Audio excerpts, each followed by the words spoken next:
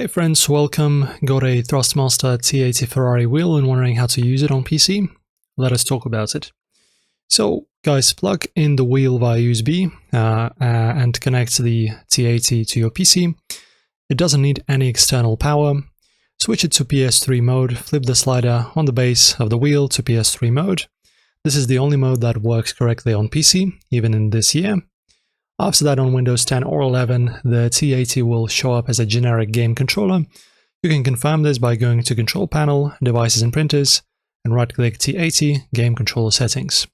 Then click Properties to test the steering, pedals, and buttons. You'll see visual feedback for each input.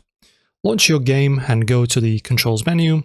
Manually bind the wheel, brake, throttle, and buttons since each game recognizes inputs differently. The T80 does not have force feedback, only bungee cord resistance. Some games like BeamNG or F1 may need dead zone tweaks for better control. And that's how to use this steering wheel. If this helped, smash that like button and subscribe for more gaming tutorials. Drive safe and see you next time.